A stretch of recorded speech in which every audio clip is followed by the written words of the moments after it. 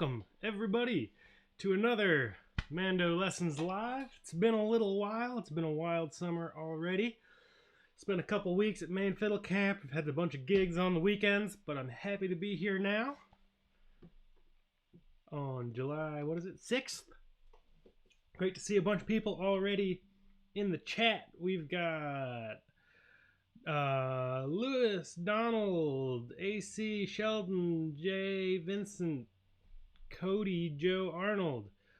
Oh, my thing's covering the chat. Denise, Cynthia, Annie, Ritika, Marilyn, Linda, and Pepper Patch AL. All over the country, all over the world, looks like. Great to have you all here. It is a very hot day here in Maine. Probably not as hot as other places in the country, but it was like close to 100 degrees yesterday, and it's already well into the 80s today. So today for iced coffee. So if you're new here, thank you all for joining us. If you've been here before, welcome back. The way these things work is I do these whenever I'm able, less so in the summer, but always good to when I can, on Saturdays, whenever I'm around, and it's try to keep things nice and informal.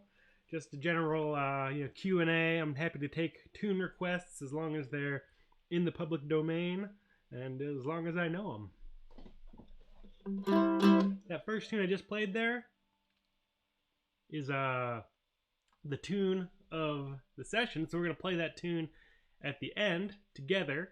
And I'm blanking on the name. Mississippi Palisades, a great tune by Chirps Smith out in the Midwest. I put that tune on my Old Time Mandolin album. I first learned it from, I think, is it the band Bigfoot? It's some old time group with Reese Jones playing fiddle. It's just a great tune. Key of G, very happy number. See if I got any questions here in the chat. Anne says, ooh, you're playing an A-hole or oval hole mandolin. Wondering where in particular you strum on that. That's a great question. I tend to strum in the same place as an F-hole mandolin. I guess in this particular circumstance, it is kind of right over the hole.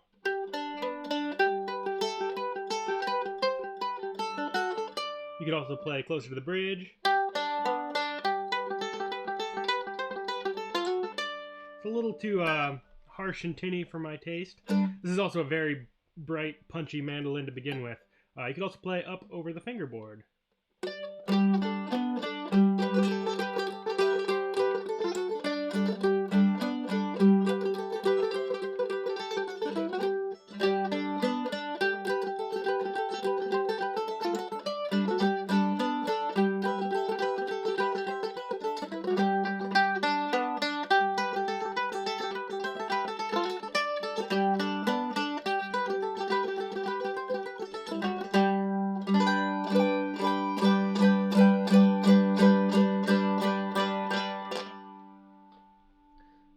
Taste of playing it on different spaces. Every mandolin's going to be a little different as to where that sweet spot is. Part of it's personal preference, part of it's what hole style the mandolin has, part of it's the instrument itself. But I play about in the same place on these two instruments, this oval hole and my F style or F hole A style mandolin.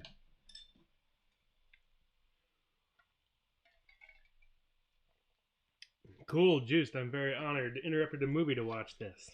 Hope it's a good movie. Pelican, good to see you here. Says, can you play some licks from A to G to A to E to A? Sure. So the progression's going to sound like this.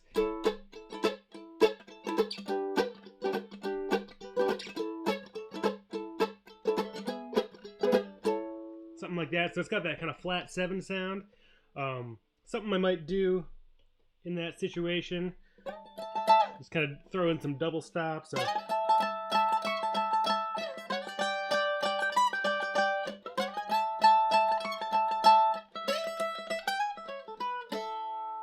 something like that.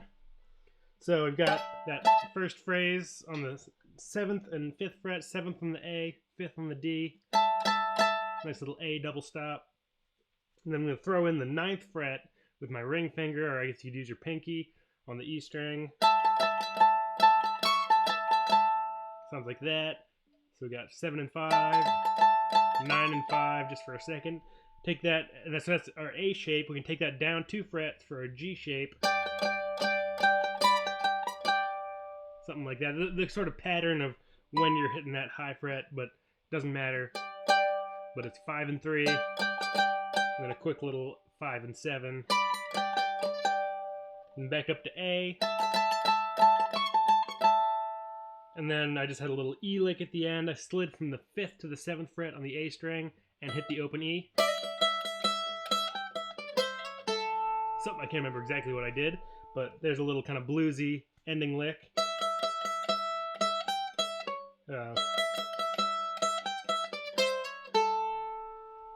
So we have a whole bunch of E, and then 0-3-0, 5 on the A string, and then 3-4 on the A string. Nice little slide, and then open A.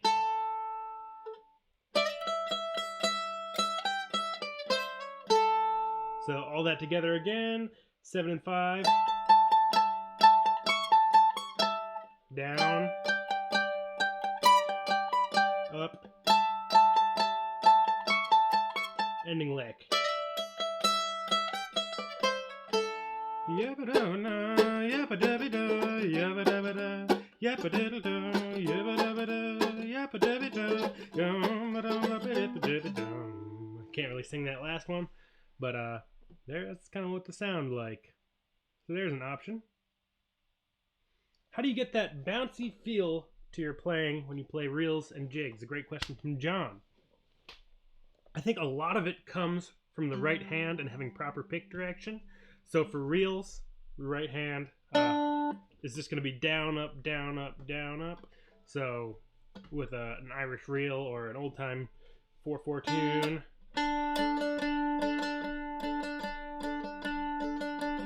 just getting that down, up, down, up, down, up, down, up, down, up. It gives it a little drive because your downstrokes are a little heavier than your upstrokes. So you just get a little, I call it the wooga chucka. Wooga chucka, wooga chucka, wooga chucka, wooga chucka. You know, it's not this, which is very kind of metronomic, if that's a word. Kind of what a metronome would play. But you're really adding in some kind of groove and swing to it. So you've got some strokes that are accented more heavily than others. And then you add in your left hand.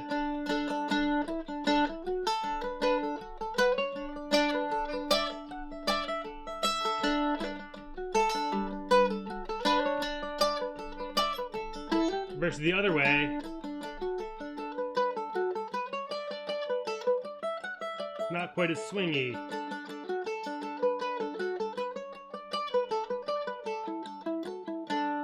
And the same thing with jigs, except your pattern in your right hand is down, up, down, down, up, down. It's a little pattern of 3, down, up, down, and then it repeats down, up, down.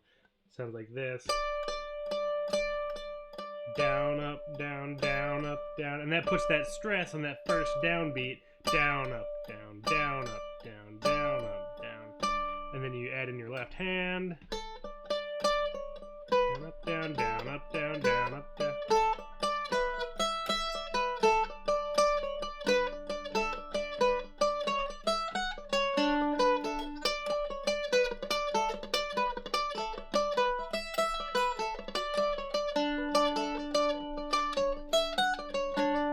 Versus if you do down, up, all your picking kind of gets flattened out, and your downstrokes aren't always your accented notes.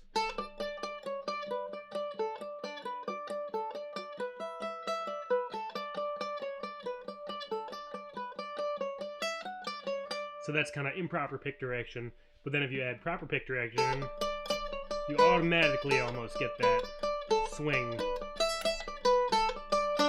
So there's a quick, and I've got further, deeper lessons on that on my website in the technique and fundamental section, probably under the right hand subheading on jig and reel pick direction. I've probably also got some lessons on adding swing, things like that. Hope that's helpful.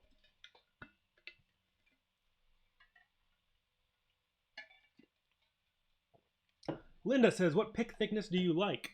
Great question. Depends on the mandolin. So this mandolin, this kind of older A-style oval hole mandolin, I use a 1 millimeter kind of regular triangle shape. Get the zoom in here. So just this shape, 1 millimeter. The brand is Prime Tone from Dunlop. I'm not sponsored or anything. I do have some affiliate links in the description if you want to find those picks. And for my F-hole mandolin, I use a big triangle and a little bit thicker, 1.5 millimeter. I think it's millimeter. I can never quite remember if it's millimeter. Yeah, it's got to be millimeter. So yeah, a kind of a bigger, heavier one on this mandolin, my Ellis.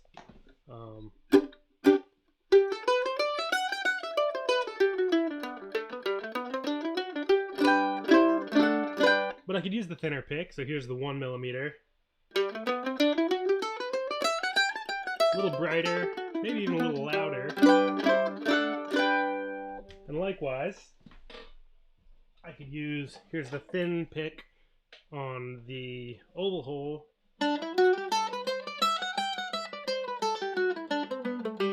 And here's the thick pick on the oval hole.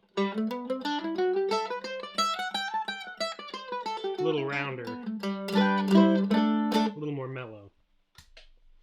Yeah, so that's where I'm at with picks. But I think it's a great thing to just, pick up a bunch of different picks of different thicknesses and shapes and materials and see what you like the best. Because a lot of it's really just personal preference and what you like the sound of and what feels comfortable in your fingers. Cool, Donald's waiting for his mandolin to arrive. Glad to hear you got a mandolin in the mail. That's always very exciting. Ritika says, I'm visually impaired, and some weird problem I've run into is not quite knowing which part of the pick is the left edge that goes through the string. Okay, that's a good question. So what I would say is, I'll try to explain this without using visual cues. So if you're holding your pick in your right hand, what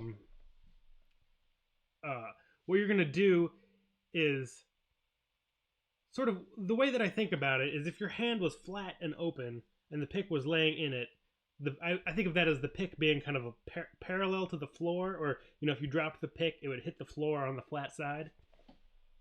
And so that's your pick's going to stay like that, and the neck of the instrument is going to be tipped a little bit, so kind of the headstock and the tuning machines are going to come closer to your head.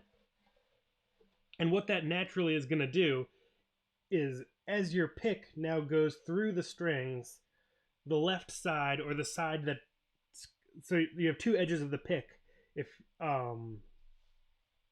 and the one that's sort of closer to the end of your thumb rather than to your palm, that edge is going to go through the strings a little before the back edge. So the pick isn't going flat through the strings. It's rotated a little bit. And you can hear that difference. It's a little rounder sounding, and the pick will glide over the strings just a little bit easier. I hope that's helpful. It's kind of a hard thing to explain, even with the visual cues, but ultimately, if you're getting a sound that you like and you're comfortable doing it, that's what it's all about. Mando Blast says, is the Ellis at the vets? Nope, just got them both. I guess I'm behind on the chat, but you've just seen them both. I've just been enjoying this one. I had my friend kind of do a little work on this and set it up, and it's just playing a little better than it has in the past, so I figured I'd have them both out. It's nice to compare and contrast when people have questions about different kinds of mandolins.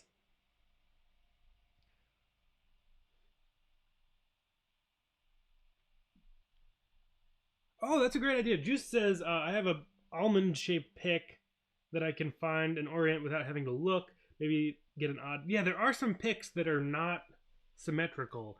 I've seen ones with little like ridges on one side, or you could put a little like...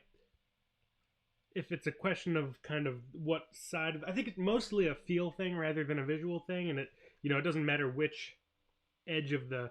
or kind of which way you hold the pick.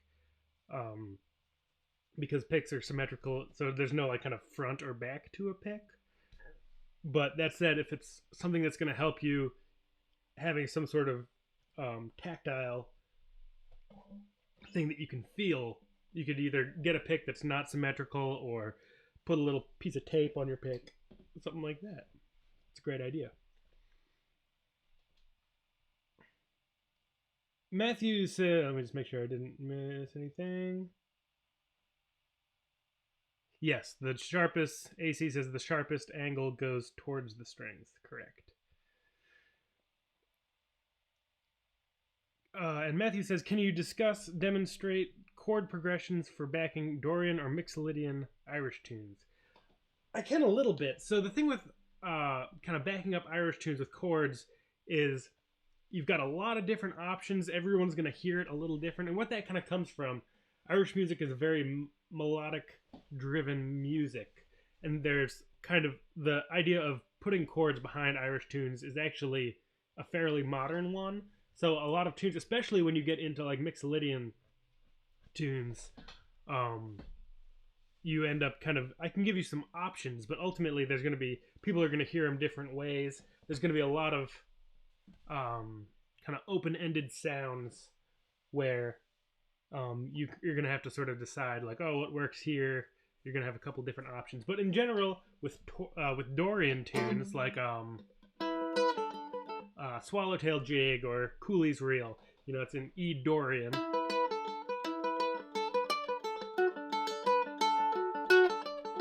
Your main chords are going to be E minor, and then D major.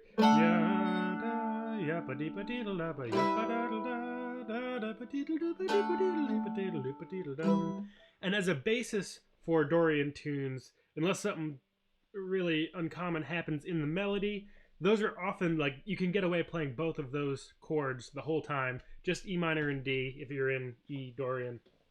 And that's going to serve you well. That said, there are other options. A lot of people will go from an E minor down to a D, and then instead of going back up to E minor, they go down to C major, and then D, E minor. So you can substitute a C major for an E minor chord, and it gives it a little kind of little twist to the sound. Some tunes will also have like A major chords or A5, which doesn't have a major or a minor. You've got a couple other options. And with Mixolydian tunes, for the most part, you're going to be playing like your Dorian is E minor and D. If you had a tune in E mixo, which is less common, but it would be E major and D major. So you have that kind of that 1-7 sound. So what's an example?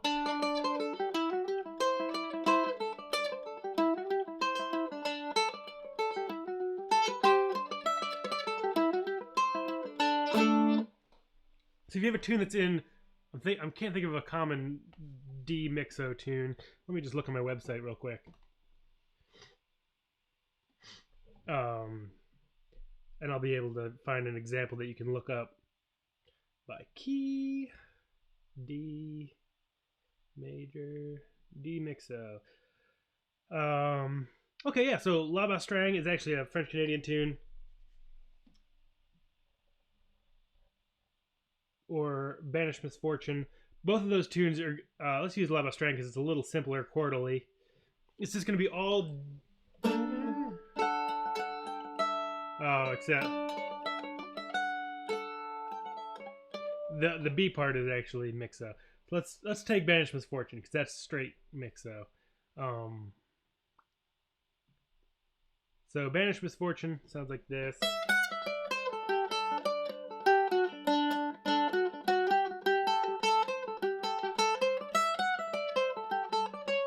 So what Mixolydian means is essentially you have a major scale, but instead of your major 7, you've got a flat 7. And that flat 7 is often going to indicate, so that's a C natural instead of a C sharp in the key of D. That's going to create that kind of C major chord sound. So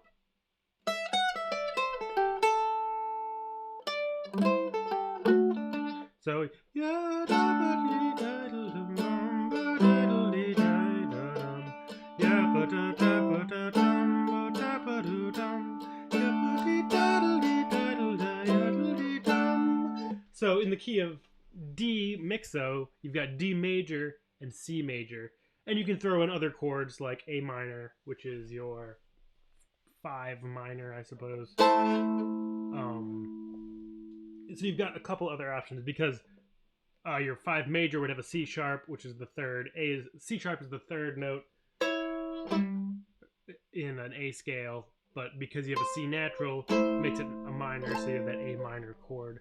So I guess kind of summing all that up, in Mixolydian you've got major, like your 1 major, and then your flat 7 major, so D major and C major. And then in Dorian, you're going to have 1 minor and flat 7 major. So that would be like D minor and C major, or E minor and D major. Hope that's helpful. All right, let's see if I can catch up with the chat here a little bit. Pelican says, it seems like when picking on the E string, it's hard to get volume and clarity. Thoughts? That's a good question. I mean, I would say experiment with where you're hitting the instrument, you know, whether you're... I'm a little lost on my camera angle here. Okay, so...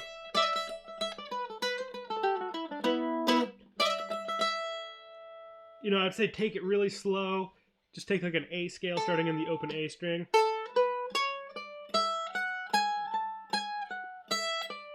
And see if there's anything you can do, whether it's right hand placement or attack, pick angle, general kind of right hand technique, any of that stuff.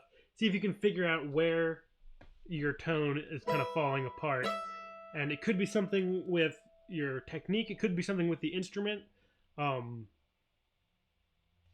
think so. With this mandolin has pretty kind of strong E string.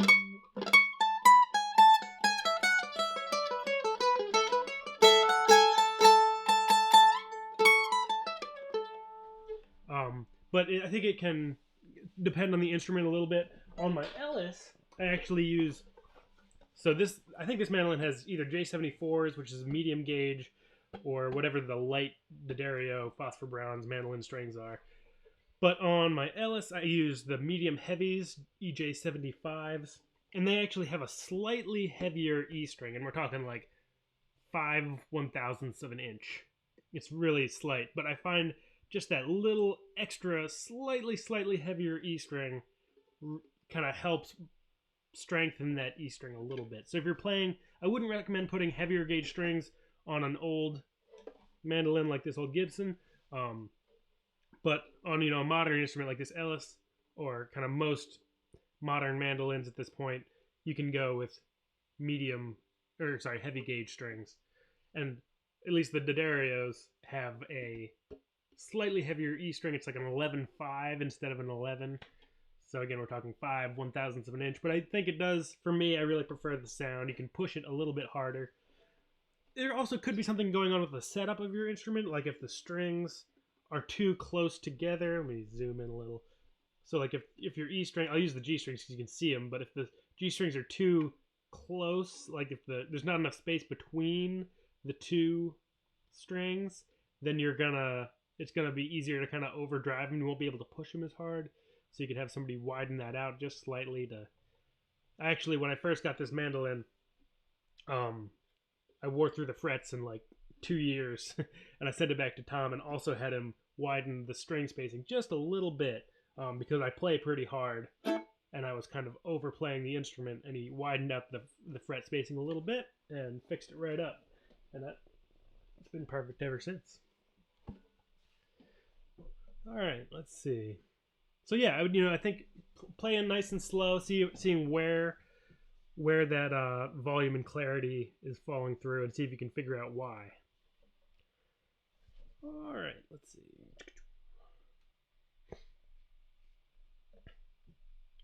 Miss Monaghan's was the tune I was trying to make bouncy. Cool, yeah. I would, that getting your downstrokes a little heavier than your upstrokes and getting your down up down up down up is really gonna solve a lot of your problems. Cool. Donald says I only know C, G, and F chords, but I just started last night. That's solid progress right there. Is there a cool song you can mention with those chords? So any song in the key of C.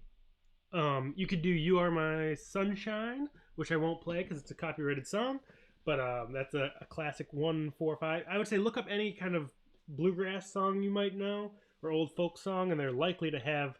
You're kind of limited to the key of C because you have your C is your 1 chord, F is your 4, and G is your 5, and that relationship of 1-4-5 is used for a lot of different folk songs. So, and you can get that by counting on your fingers. Like if you just count down the alphabet: C, D, E, F, G, 1, 2, 3, 4, 5, C, F, G, 1, 4, 5, 4, 1. What you could also do is learn one more chord, which I'll show you right now. This D chord, 2 on the G string, open D, open A, 2nd fret on the E string, so kind of 2nd fret on the outside sets of strings. Looks like that. That's a D chord, and then you can play in the key of G, where G is your 1, C is your 4, and D is your 5. G. Whereas right now, I think you probably have C, F, G, and C. C, then to F. Maybe you play your F like this, and G, back to C. So it's that same relationship, just starting on a G chord. You have G, C, D, and G. Ooh, voice is getting a little confused. Switching keys there. Oh, you know D. Okay, great. Well, in that case, I'll show you an F chord. Here's my favorite F chord.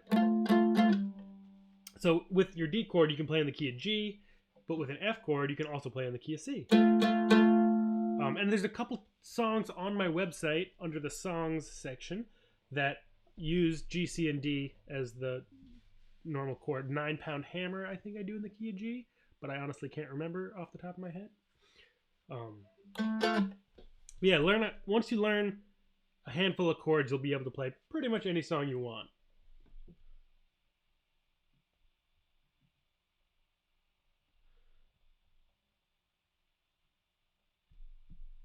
Yep. Oh, Ritika's got a great suggestion too. The last 2 lessons of my beginner series is the song Cindy. Oh, see my Cindy lives way down south. She's so sweet, the honeybees all around her mouth. And I can't remember the words. It's all G, C, and D.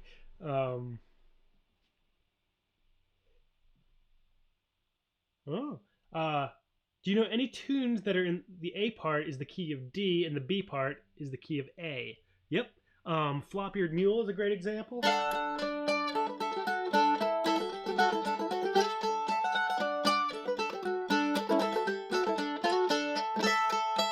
is the B part.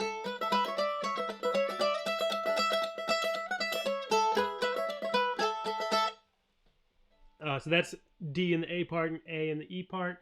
You could make, D in the A part, A in the B part. You could. There's a couple tunes like Old French.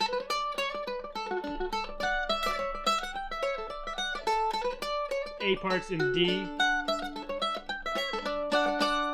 and the B part is kind of in. You could think of it as an A, or at least starting on the 5 chord.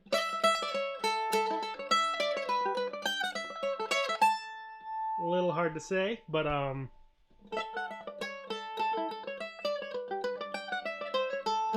It would be like a mixo. Oh, thank you so much, Andrew. Says, welcome back. It's been a spell. It has been a little while. Thank you for the super chat donation. I appreciate it. And also, Matthew, thank you so much for the super chat donation. And for people who donate via PayPal or Patreon, whatever you're please, always appreciated. Or send me something to my P.O. box. Not required by any stretch of the imagination, but always appreciated. So thank you all so much for helping me do these live sessions and put out new lessons every single week. Couldn't do it without you. Little Rock Getaway. I don't know the chords of Little Rock Getaway. I know they're complicated. That's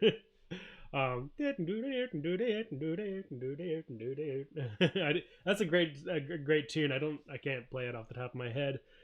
I think I learned part of it at one point, but yeah, that's beyond what I can pull out of my brain at this point.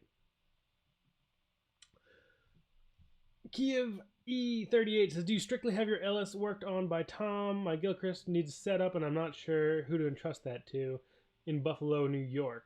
I have had Tom work on my mandolin, but I don't have him exclusively. Because I need it for gigs all the time, I can't send it away, so I've got a couple people around Maine that have worked on it in the past. But let's see, Buffalo. There's got to be somebody in upstate New York that as well. You know, there's tons of find someone. I would ask on Mandolin Cafe. I'm not familiar with that upstate. Like, where is Bernunzio? Is that in upstate New York? I can't honestly remember. I'm sure they've got somebody that does good work. Ask on Mandolin Cafe. Say, look, I want to find somebody that does really solid work on a nice instrument. You know, because at that point, you know, you don't want to hand your Gilchrist off to somebody who you're not confident is going to do a good job. You know, get some reviews from people, and I'm sure somebody can find somebody in your area that will, or at least a close by place to get some work done on it. Keep on the Sunny Side. It's a great song. Yep. Key of C would work perfectly. Oh, yeah, I wish I could do Little Rock Getaway. I'm sure you can find them somewhere. Let me see here. I know that they're complicated.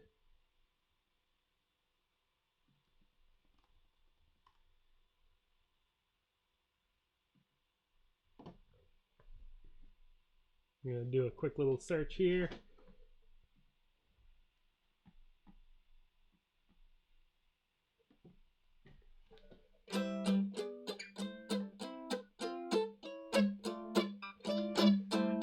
Alright, well, I found, I'll see if I can, I just did a quick little search for Little Rock Getaway, mandolin tab or chords or something, and I'll see if,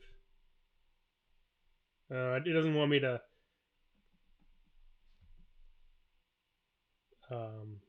send, oh, cool. Bernunzio's is nearby. I'm pretty sure. I don't know. I've never interacted with them, but my guess is they've got a really solid repair person. But yeah, check on. I would ask on Mandolin Cafe, see what people have to say. Well, that rhymed.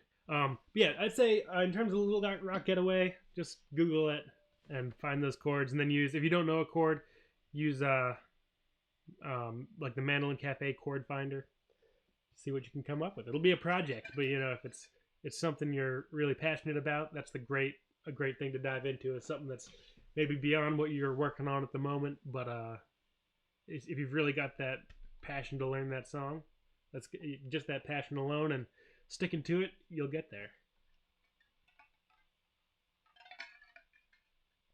All right, I think I'm caught up with the chat, but if I missed anything, by all means, throw it back out there. Play a little tune of some sort here. Let's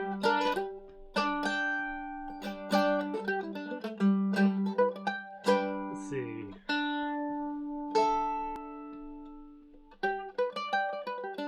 Blanking on tunes.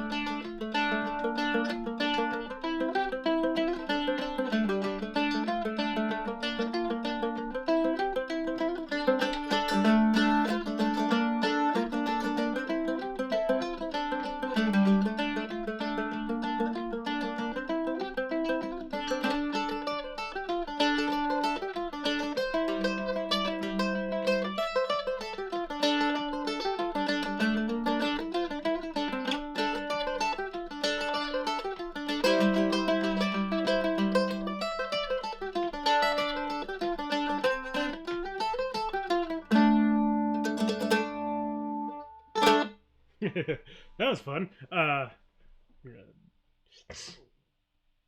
So yeah, there was a first tune was called Dunagore. It's on my website. The second tune was super fun. I saw Lewis suggest Tam Lin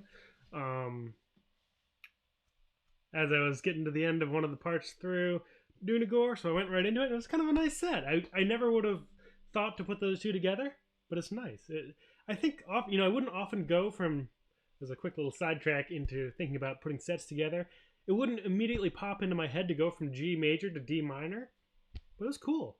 I think what helps is that it starts out really low, and often if you're changing between weird keys, if there's a big pitch shift, if you're starting like so the B part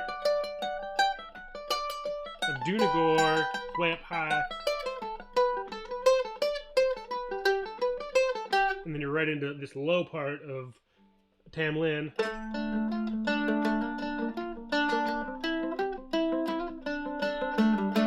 I think Tam Lin is also on my website, also under the Glasgow Reel is another name for it.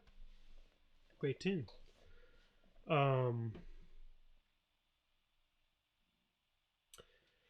Ritika says, I transitioned to mandolin after playing fiddle for a couple of years. The picking aspect and double the strings as well are somewhat throwing me off. Thoughts on how to make that transition easier? Great question. Mandolin was my first instrument, so I don't have the personal experience of going from one instrument and then learning mandolin second. That said, I did go from mandolin to fiddle for a little bit. I don't play fiddle anymore, but I spent a couple years working on fiddle. And it's definitely, the thing that gave me the most trouble playing fiddle was the bow, because I've been playing mandolin for a bunch of years, and, the left hand, the fretboard really made a lot of sense to me, except I had to learn how to play in tune, was its own challenge. Mandolin is just play in tune, which is nice. I think a big part of learning to play a new instrument is kind of I think using the knowledge you have from a previous instrument. So definitely take that knowledge of the fiddle and use it to your advantage to learn mandolin and to kind of create that translation.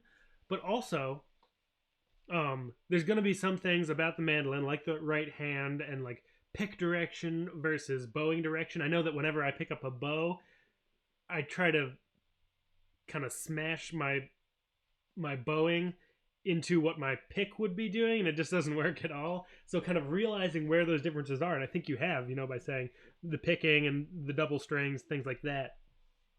I think you're well on your way to understanding it more fully by just realizing what it is that's different about the mandolin from the fiddle. And I would say just like keep it up, work, just like pick up the instrument a couple times a day if you can, even if it's just for a couple minutes. Just getting comfortable with the instrument as like a physical object. Take everything nice and slow. Just do whatever you can to get a nice, good tone, beautiful sound out of the instrument, and that will make you want to play more. Find the things that really engage your brain and inspire you to keep playing, and eventually you'll just sort of be like, oh, this feels more comfortable, because a lot of the the discomforts, and you're feeling these discomforts maybe more strongly because you played fiddle for a while, and then so you got comfortable with one instrument, and now you know what it feels like to kind of be comfortable on an instrument and switch it around to have a new instrument and be like, oh, okay, I know what it feels like to be comfortable, but now I really don't. Whereas if you're picking up an instrument for the first time, it's uncomfortable, but you don't have that sense of what it should feel like. A great thing, a really fun and eye-opening thing to do for anybody, if you've got a mandolin around you right now, or the next time you do, assuming you're right-handed, or if you're left-handed, you just switch it the other way. Just take the mandolin and flip it around. So if you're right-handed, it's going to feel left-handed, and if you're left-handed, it's going to feel right-handed. And just try to try to play some music. It's really hard. Like, I feel it feels super unnatural, but this is what it felt like. You know, if you try to play the instrument backwards, this is what it felt like to play an instrument for the first time, because you know it felt this weird, and you don't have that. You know, even if you haven't been playing that long, that's gonna feel very strange to swap it around backward. Um, and then going back, it really shows you how far you've come. So it's a good way to kind of keep in mind how much you've already learned. It's just switch the instrument around and try to play it backward just for a few seconds, and you'll really be like, okay, I'm really getting somewhere. Although I do have a friend who is ambidextrous and can play either direction, which just blows my mind.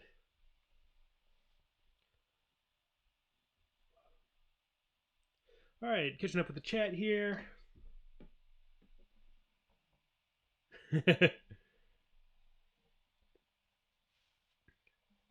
Linda has a great question. Says, I always thought one instrument was best. Looking around your room, I see several. Yes, you do. I also have many. Do you have time to play all your instruments? I mostly stick to guitar, tenor, banjo, and mandolin. I do, for the most part, play all the instruments you see, and I will confess that there's a lot more that you can't see. You know, I think instruments come and go. You know, I teach a lot of mandolin, and I play a lot of mandolin for gigs. I play a lot of tenor guitar for gigs as well, and a little bit of teaching. But also, one of my hobbies is just learning new instruments. So I've got the pedal steel, I've got accordions, I've got 5-string banjos, 6-string guitars, this little pump organ, resonator. I love also just like the different sounds of instruments. So we got an archtop tenor guitar, a resonator tenor guitar, a electric archtop tenor guitar. So just you know, I love the different sounds, and I do, for the most part. You know, some get neglected for short periods of time, but I would say over the course of a couple months, I usually have kind of cycled through all my instruments and played a little bit of everything.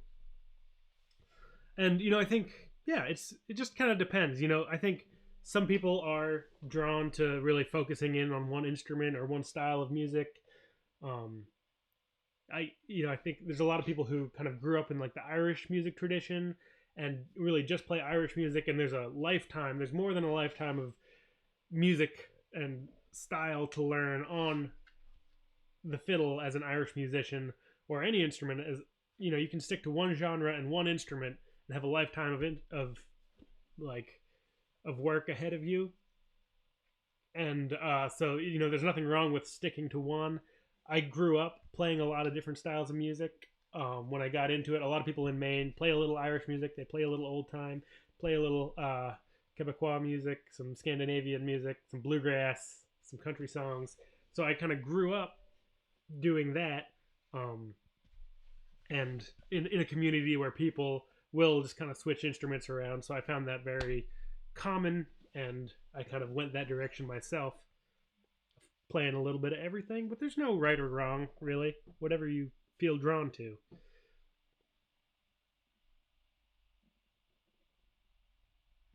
Sean says, fight and talk if you call it Glasgow Reel. I think that might be the actual name of the tune, but maybe somebody knows more than me about that. But no fighting words intended.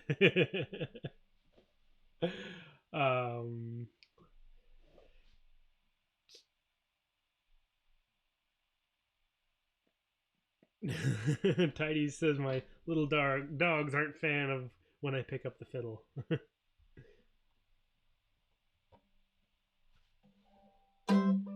Sean says, I'm struggling to find anything online about backing with an octave mandolin, bouzouki, or tenor G-dad for minor tunes. Any advice?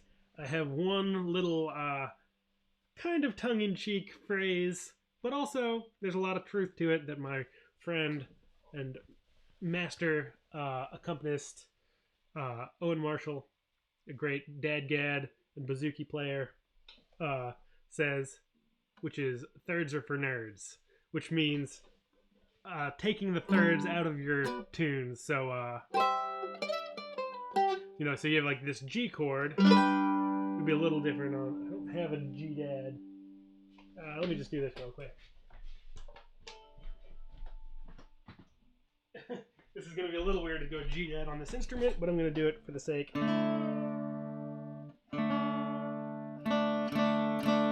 I haven't done this yet. This is fun. So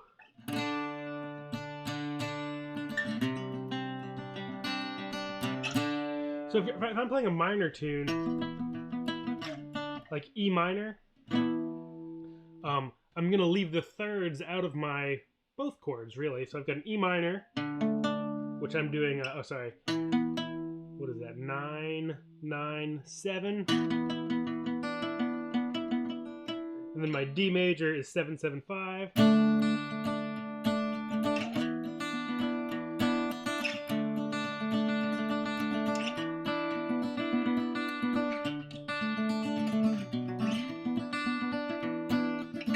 So you get this very open sound versus playing kind of your normal. It's a little chunkier to kind of, not in a bad way, and throwing in a third here and there.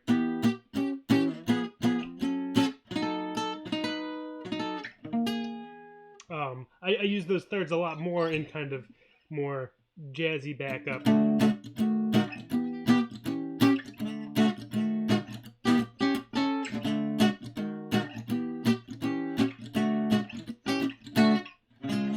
Versus that kind of Irish style.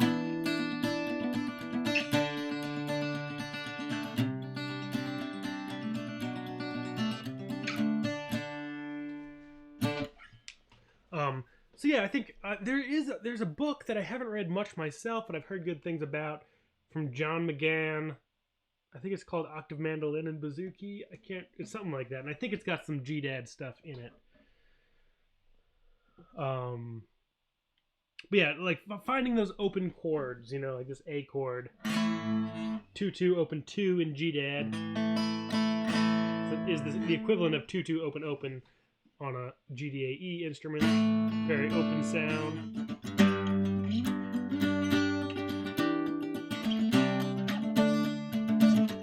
And by avoiding those thirds in your chords, it leaves more space for the melody. Let's see.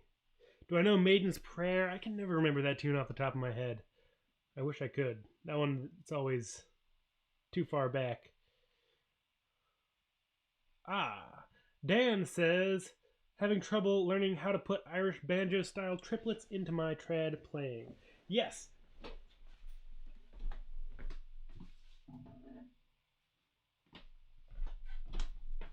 So, triplets. So I've actually got some lessons on my website. And what I would say, and what I say in general, maybe I'll just go kind of conceptual on this question, is try to throw them in everywhere to begin with, just to make yourself play triplets all the time. Because that's gonna at least get that muscle memory going. It's not gonna be the most tasteful thing you've ever done musically, to just kind of throw in.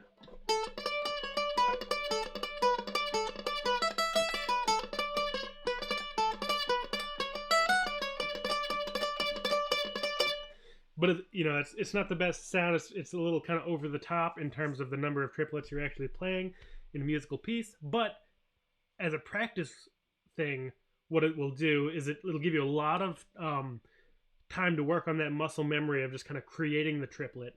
And it'll also, if you can pay attention, be like, okay, it sounded good there. It didn't sound so good there. It was hard in that spot. It came really naturally here. Kind of paying attention to that. At the same time that you're kind of building that muscle memory, you can also start to build a sense of whether it's kind of an appropriate spot for the triplets. So then as you back them off,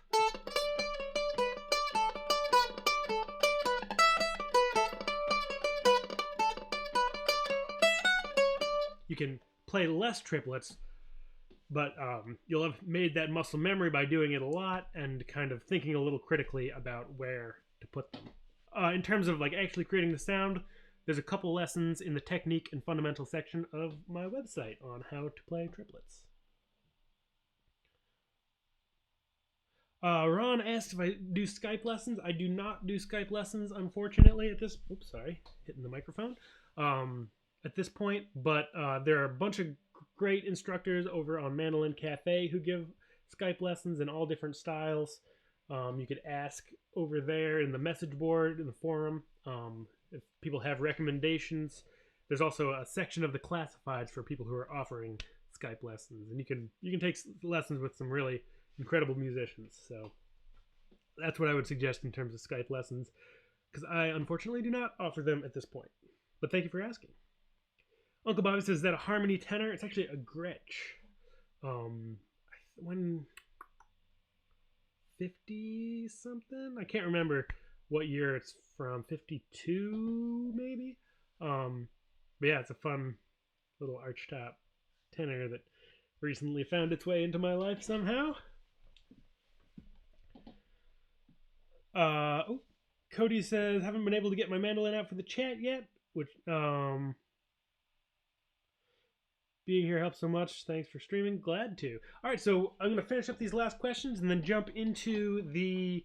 It's kind of got away from me, but we're going to play a little bit of Mississippi Palisades together. So if you have your mandolin nearby, get it out and get it tuned up, and we'll play a tune in a second here.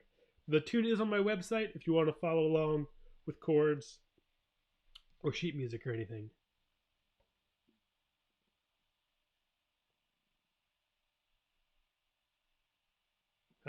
Linda says, I did not know there was a tenor guitar. Might need to get one. Highly recommended. They are very, very fun. And you can tune them like a mandolin.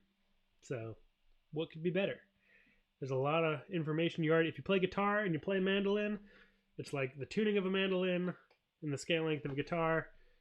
Instant glory is the tenor guitar. And it says, so nice to have you back. So nice to be back. Thanks for joining.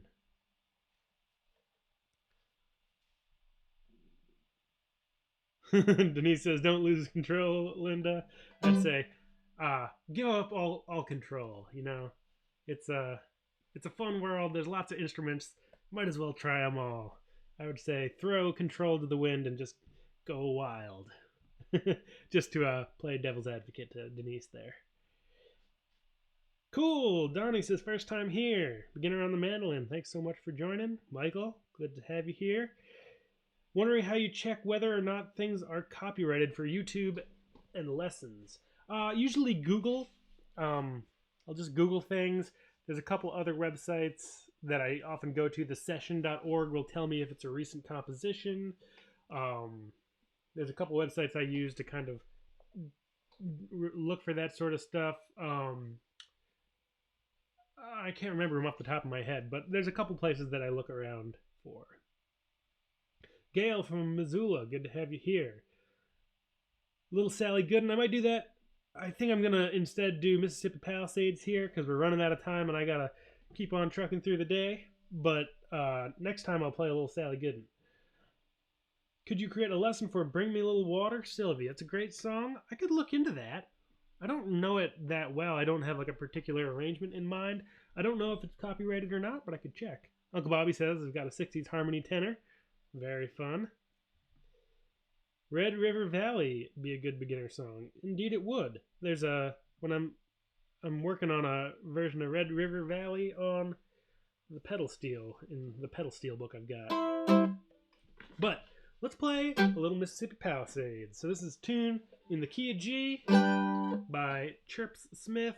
It's on my website if you want to learn it. It's on my old time mandolin album, my solo album that you can find on my website if you want to listen to it. And yeah, it's got a lot of notes, so just if you don't know the tune, just try to pick up what you can as you go, strum some chords along, see if you can get what you can out of it. If you already know it, see if you can kind of build that stability and build some groove into your playing. If you know it cold and you feel like it's plenty groovy, see if you can just add a little bit of improvisation or double stops, things like that. All right, here we go. Maybe somewhere around there. 1, 2, 3.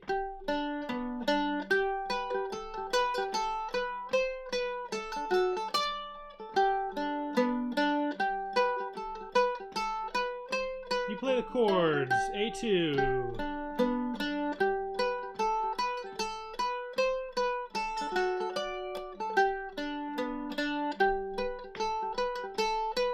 Here comes the B part.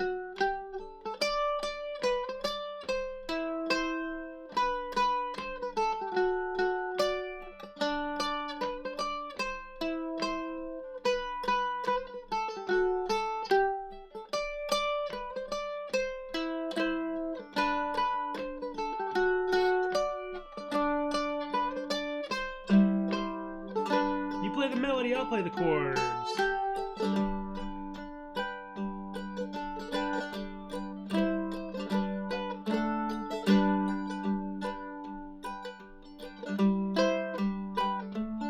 A2.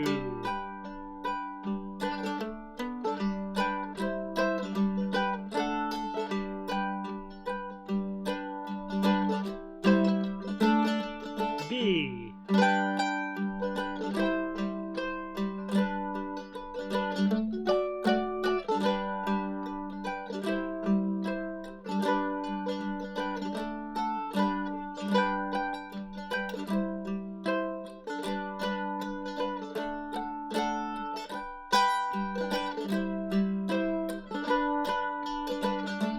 You play chords.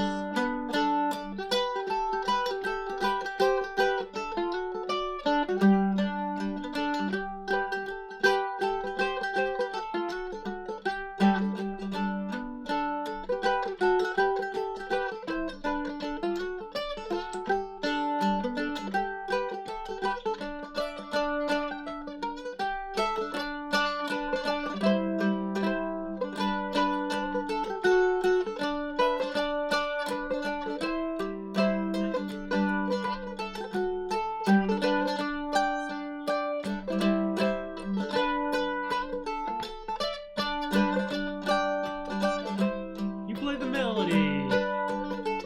Here we go.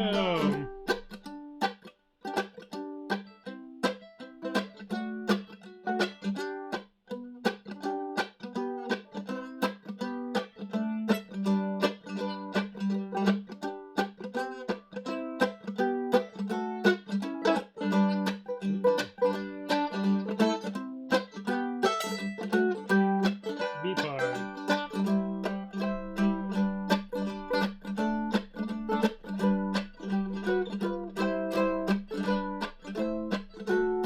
One more B.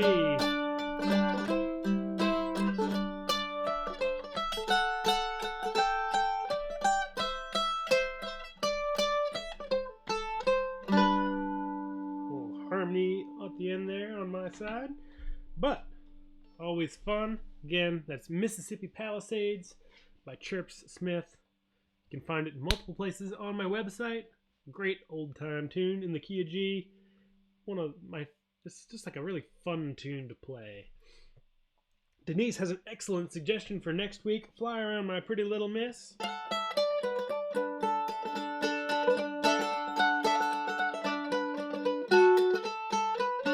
B part.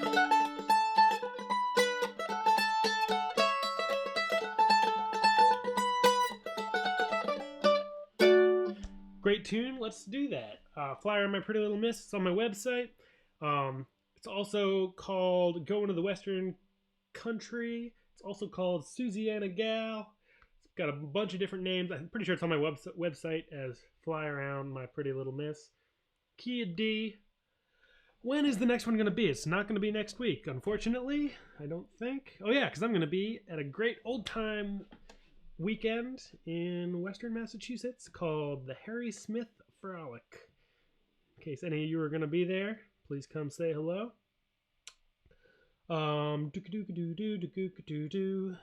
Okay, it might be on the 20th.